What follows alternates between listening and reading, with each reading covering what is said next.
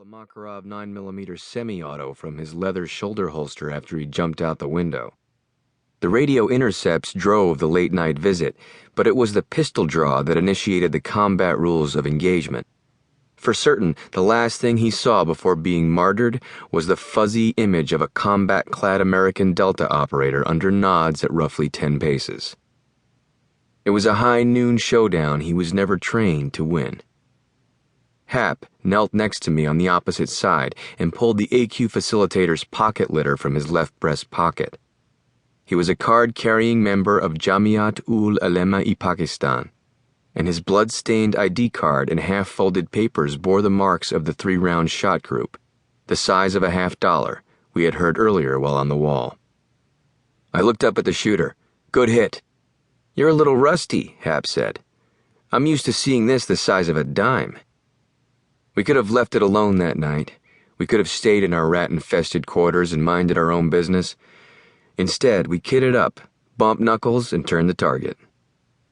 It was more than simply the commando cocktail kicking in, a term coined by the uber-talented former Delta commander Pete Blaber to describe the entirely intoxicating mixing of the thrill of the hunt with the thrill of the kill. No, it was much more than that. It was also about commitment to each other and to our countrymen, and sure, on the heels of 9/11, there was a little vigilante justice running through our blood. And that, folks, after a dozen years of war on terror, and as our nation winds down our involvement in Afghanistan and moves to the Horn of Africa or Syria, is still the fundamental motive that drives the full assault mode mindset of one Delta Force Major Kolt Raynor. Back for the third time in this Delta Force series, Kolt Raynor still has not learned a single thing about listening to authority since he hung it out in Tier 1 Wild. But hey, when you save POTUS's ass, your pad speed skyrockets in a second. This time, though, he should have let it go. He should have aborted the op. But Racer has always marched to his own drummer with a wrecking ball attitude, and when a mate is in the shit or a high-value individual is in his sights, the word abort isn't in his vocabulary. No, in times like that, Kolt Raynor defaults to execute, execute, execute. Besides, as you'll see inside, some targeted Tier 1 personalities are just more important than others. Most black Spec Ops outfits, like Delta Force, SEAL Team 6, or even the British 22 SAS, can afford maybe 1 or 2 maverick operators through the life of the organization. More than that, and they are likely to have their operators dispersed into the conventional ranks and the headquarters shuttered, like Dick Marcinko's Red Cell or the Canadian Airborne Regiment. But rest assured, the ones that can keep it together long enough to turn target after target, zig and zag intuitively, and consistently get the drop on the skinny in the shadows, tag themselves as action hero operators, the kind of guys you want in your foxhole or clearing corners with you. You can't ask for the moniker. It just happens.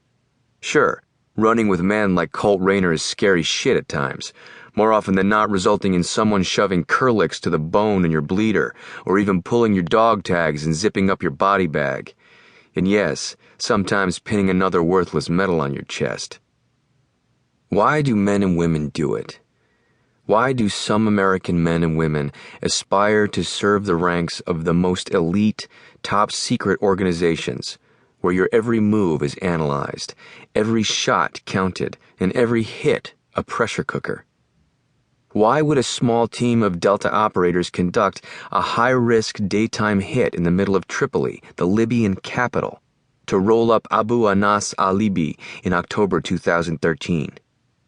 Sure, the scumbag was a senior al-Qaeda member and wanted by the United States in connection to the bombing of American embassies in Tanzania and Kenya in 1998, with at least a $5 million bounty on his head. But was it the cocktail talking again? Or something else? More so than ever, the full assault mode mission is filled with subtle first-hand experiences, both from my military service as well as my post-retirement career.